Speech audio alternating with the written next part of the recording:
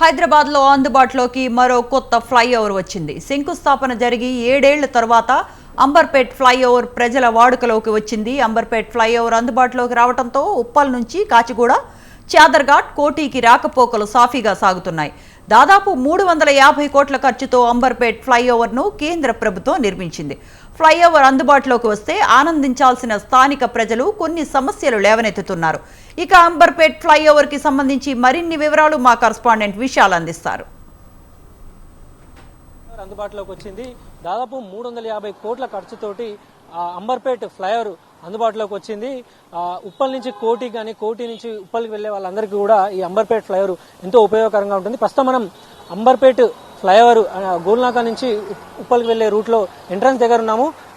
ఈ అంబర్పేట్ ఫ్లైఓవర్ పనులు మొట్టమొదటిగా 2018లో కేంద్ర మంత్రి నితిన్ గడ్కరీ దీనికి శంకుస్థాపన చేయడం జరిగింది. ఆ తర్వాత కొన్ని కారణాల వల్ల కోవిడ్ రావడం, ఇతర కారణాల వల్ల కొంత లేట్ అయినప్పటికీ 7 సంవత్సరాల తర్వాత ఈ ఫ్లైఓవర్ పూర్తి స్థాయిలో ప్రజలకు అందుబాటులోకి వచ్చింది. అయితే ఫ్లైఓవర్ అందుబాటులోకి వచ్చినప్పటికీ ఇంకా కొన్ని పనులు పెండింగ్ లో ఉండడం వల్ల అసంపూర్తిగా పనులు జరగడం వల్ల కొన్ని సమస్యలు జరిగాయి. అదేవిధంగా ఫ్లైఓవర్ ని ఉన్న పలంగా ఒకేసారి ప్రారంభించడం వల్ల ఇంకొన్ని సమస్యలు ఇంకా ఎక్కువయ్యాయని కూడా స్థానికులు చెప్తున్నారు.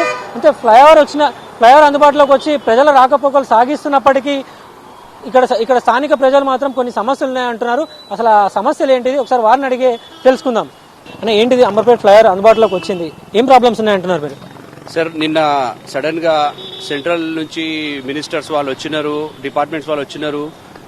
ఇనాగ్రేషన్ అని కూడా ఇనాగ్రేషన్ ఏం చేయలేదు, అఫీషియల్ గా తర్వాత అంటున్నారు. కానీ సడన్ గా శివరాత్రి సందర్భంగా మేము ఈ రోజు బండ్లు పోనిస్తాం, అలౌ చేస్తాం అని చెప్పినారు.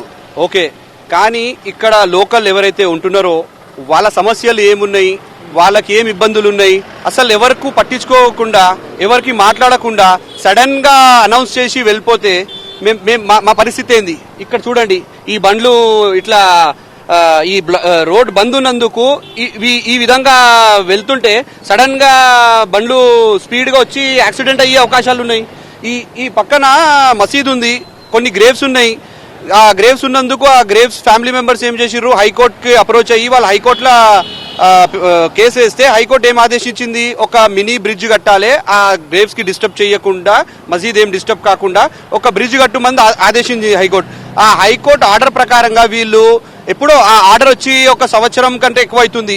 ఇప్పటి వరకు వీళ్ళు బ్రిడ్జ్ కడితే మాత్రం మాకు యాక్సెస్ ఉంటుండే. ఇప్పుడు మేము ఇక్కడ గోల్నాకా వెజిటేబుల్ మార్కెట్ వెళ్ళి ఏమైనా వెజిటేబుల్స్ తీసుకుంటే కూడా ఇట్లా మొత్తం మేము చేనంబర్ రావాలంటే మన నల్లకుంట ఫీవర్ హాస్పిటల్, మళ్ళా చేనంబర్, జిందా తిలిస్మాత్ రోడ్ అటు నుంచి ఇక్కడ గోల్నాకి రావాల్సింది వస్తుంది. మాకు యాక్సెస్ లేదు, అది బ్లాక్ అయ్యి ఉంది, ఇన్కంప్లీట్. కోర్టు పరిధిలో ఉన్న అది డిస్ప్యూట్ అడ్జుడికేట్ అయిపోయింది కోర్టు ఆర్డర్ ఇచ్చేసింది. దాంట్లో మొత్తం R and B engineering chief, national highway వాళ్ళు, GHMC commissioner, deputy commissioner, district collector, MRO and Waqf board వాళ్ళంతా దాంట్లో పార్టీగా ఉన్నారు. వాళ్ళకంతా నాలెడ్జ్ లో ఉంది ఆర్డర్. అది ఉన్నా కూడా వాళ్ళు ఆ యాక్సెస్ బ్లాక్ చేసి పెట్టినారు, అది దారి ఓపెన్ చేస్తలేరు. దానివల్ల స్కూల్ ఇక్కడ దాదాపు ఒక 5-6 స్కూళ్ళు ఉన్నాయి. ఈ రోజు హాలిడే, ఈ బ్రిడ్జ్ ఓపెన్ అయింది కానీ ఈ రోజు హాలిడే అందుకు మాకు ఏం తెలుస్తలేదు. ఒక 5-6 స్కూళ్ళు ఉన్నారు, దాంట్లో పిల్లలు స్కూల్ కి వెళ్లాలంటే ఈ దారి లేకపోతే మాకు దాదాపు ఒక 5 to 6 కిలోమీటర్స్ మాకు రూట్ పెరిగిపోతుంది. లోకల్ ఎమ్మెల్యే దృష్టికి అంటే కాలేరు వెంకటేష్ వీళ్ళ దృష్టికి ఏమైనా తీసుకెళ్లారా మీరు? కోర్టుకి వెళ్ళినాం, కోర్టులో వేసినాం అంటున్నాం కదా. It's open to all, every one knows it. Entire తర్వాత చాలా ప్రెస్ కాన్ఫరెన్స్లు అయినాయి, చాలా రిప్రజెంటేషన్స్ ఇచ్చినాము, వాళ్ళకు చెప్పినాము, రిక్వెస్ట్లు చేసినాము. వాళ్ళు ఈ బండ్లు ఇట్లా ఫాస్ట్ గా వెళ్తుంటే ఈ బండ్లు ఇట్లా క్రాస్ అయ్యేటప్పుడు యాక్సిడెంట్ అయ్యే అవకాశాలు ఉన్నాయి. అది కాకుండా ఏదైనా ఎమర్జెన్సీ అయ్యి హార్ట్ అటాక్ వస్తే, ఎవరికైనా ఏమైనా బాధ ఉంటే అంబులెన్స్ రావాలంటే మాకు ½ అన్ అవర్ పడుతుంది. ఫైనల్ గా ఏం చేయాలంటున్నారు? ఇక్కడ ఏం చేస్తే ప్రాబ్లమ్ సాల్వ్ అవుతుంది? ఈ ర్యాంప్ అతి త్వరలో ఈ ర్యాంప్ ఆర్డర్ ప్రకారంగా ర్యాంప్ కట్టేస్తే ఇంకా మిగతా ఈ కింద ఏవైతే వర్క్స్ ఉన్నాయి అంటున్నారో అవి ఇన్కంప్లీట్ వర్క్స్ తొందరగా కంప్లీట్ చేసేస్తే స్థానిక ఎవరైతే ప్రజలు ఉన్నారో వాళ్ళు ఇబ్బంది పడుతున్నారు. ఇప్పుడు ఈ బ్రిడ్జ్ ఓపెన్ చేసినందుకు ఇది హైవే పబ్లిక్ కి ఏం బాధ లేదు, వాళ్ళు సాటిస్ఫై ఉన్నారు. కానీ లోకల్స్ వాళ్ళకైతే హెడేక్ అయిపోయింది. ఇప్పుడు మాకు అస్సలు యాక్సెస్ లేదు. మాకు ఎమర్జెన్సీ ఉంటే, స్కూల్స్ కి వెళ్ళాలనుకుంటే, కూరగాయలు చేయాలంటే ఒక చిన్న పనికి కూడా మేము 5-6 కిలోమీటర్లు వెళ్లాల్సింది వస్తుంది.